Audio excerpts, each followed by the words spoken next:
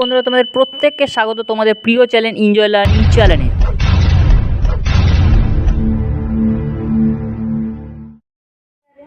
তো বন্ধুরা, তোমাদের প্রত্যেককে স্বাগত জানাই তোমাদের প্রিয় চ্যানেল এনজয় লার্নিং চ্যানেলে।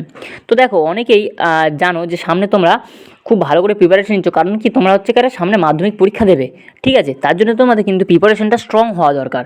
তো তার জন্য আমি তোমাদের সুবিধার জন্য দেখো, প্রত্যেকটা সিলেবাস তো প্রচুর প্রশ্ন, হিউজ পরিমাণের প্রশ্ন আছে, যে সব তো রেডি করা প্রত্যেকটা স্টুডেন্টের পক্ষে সম্ভব নয়।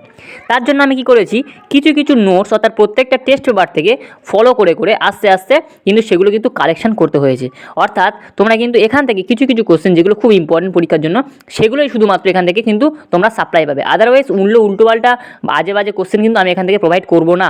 যেগুলো পরীক্ষার জন্য খুব ইম্পর্টেন্ট, যেগুলো প্রত্যেকটা টেস্ট পেপারে প্রায় কমন, সেই প্রশ্নগুলো কিন্তু তোমাদের আমি এখন দেখাবো ডিসকাশন করে। এবং 5 নাম্বার কিন্তু তোমাদের যে 5 নাম্বার করে থাকে পরিবেশের, যে তোমাদের লাইফ সায়েন্সের যে 5 নাম্বার মানটা থাকে, ওইটা কিন্তু অনেকে কিন্তু অ্যাচিভ করতে পারে না, কিন্তু তার জন্যই আমি এই ভিডিওটা করানো আজকে। তো দেখো কী কী আছে 5 নাম্বারের মেন কোশ্চেন, আমরা কী কী রেডি করতে পারি। আর হ্যাঁ, আমি সবসময় যেটা বলে থাকি, চ্যানেলে যদি নতুন হয়ে থাকো তাহলে চ্যানেলটাকে সাবস্ক্রাইব করে পাশে দেখো।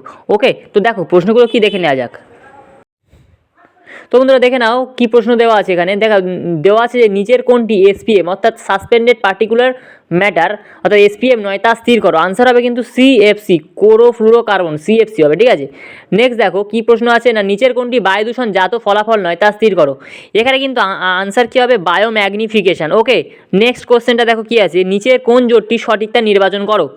আনসার কী হবে, কৃষিক্ষেত্রের বর্জ্য, এখান থেকে কি জীব বিবর্ধন। ওকে, নেক্সট দেখো নিচের কোনটি জলদূষণ সম্পর্কিত নয় তা স্থির করো। আনসার হবে কি, আনসার হবে ফুসফুসে প্রদাহ। নেক্সট কোশ্চেন দেখো, শব্দদূষণ সম্পর্কিত নিচের কোন ফলাফলটি সঠিক নয় তা স্থির করো। আনসার হবে কিন্তু ডিসলেক্সিয়া। নেক্সট দেখো নিচের কোনটি অরণ্য ধ্বংসের সঙ্গে যুক্ত তা স্থির করো। আনসার হবে কৃষিকাজ ও গৃহ নির্মাণ। নেক্সট দেখো কোনটি জলাভূমি ধ্বংসের কারণ নয় তা নির্ধারণ করো। আনসার হবে কিন্তু জীবাশ্ম জ্বালানির দহন, ঠিক আছে? নেক্সট দেখো কী আছে, নিচের কোন জোটটি সঠিক নয় তা স্থির করো। আনসার হবে কিন্তু দেখো বংক্রাইটিস, এখান থেকে হচ্ছে অ্যালার্জেন বা বিজাতীয় প্রোটিনের দেহপ্রবেশ, ঠিক আছে? এটা কিন্তু সঠিক নয়। নেক্সটটা দেখো কী আছে না, পূর্ব হিমালয় জীববৈচিত্র্য হটস্পটের একটি বিপন্ন প্রজাতি হলো। আনসার হবে কিন্তু রেড পান্ডা। নেক্সট প্রশ্ন দেখো, বিশ্ব উষ্ণায়নের ফলে নিচের কোন প্রজাতির অবলুপ্তি সম্পর্কিত তা স্থির করো। আনসার হবে কিন্তু মেরু ভাল্লুক। নেক্সট প্রশ্ন দেখো, নিচের কোনটি চোরা শিকারের সঙ্গে সম্পর্কিত নয় তা স্থির করো। আনসার হবে কিন্তু সিং। পরটা দেখো, নিচের কোনটি নাইট্রিফিকেশন ধাপের সঙ্গে সংশ্লিষ্ট তা স্থির করো। আনসার হবে অ্যামোনিয়া থেকে নাইট্রাইট, তারপরে কিন্তু নাইট্রেট, ঠিক আছে? নাইট্রাইটটা আগে হয়, তারপর নাইট্রেট হয়। নেক্সটটা দেখো, নিচের কোন জোটটি সঠিক তা স্থির করো। আনসার হবে কিন্তু নাইট্রিফিকেশান, এখান থেকে হচ্ছে নাইট্রোসোমোনাস। ওকে, পরটা দেখো কী আছে, নিচের কোনটি অ্যামোনিফিকেশান তা স্থির করো। আনসার হবে কিন্তু এখানে দেখো নাইট্রোজেন যৌগ, এখান থেকে হচ্ছে ওই অ্যামিনো অ্যাসিড থেকে হচ্ছে অ্যামোনিয়া। ওকে, তো দেখো নেক্সটটা দেখো, ডিনাইট্রিফিকেশান ধাপে যে যে ঘটনা ঘটে তার ক্রম স্থির করো। এখানে কিন্তু আনসার হবে দেখো NO3, এখান থেকে N2O, এখান থেকে N2O, তারপর N2 হচ্ছে, ঠিক আছে? নেক্সট দেখো একটি বায়ুদূষক গ্রিনহাউস গ্যাস নয় তা শনাক্ত করো। আনসার হবে কিন্তু SO2। ওকে, নেক্সট দেখো একটি কোনটি ভারতের বহিরাগত প্রজাতি নয়। এখানে কিন্তু আনসার হবে মৌরলা। তো দেখো আমরা এখানে কী দেওয়া আছে দেখো, পরিবেশ ও তার সম্পদ থেকে, এখান থেকে কিন্তু আমরা 5 নম্বরের কোশ্চেনগুলো রেডি করব, ঠিক আছে? তো কী আছে দেখো, বলেছে ক্রমবর্ধমান জনসংখ্যার ফলে একটি অঞ্চলের কী কী পরিবেশগত সমস্যা হতে পারে।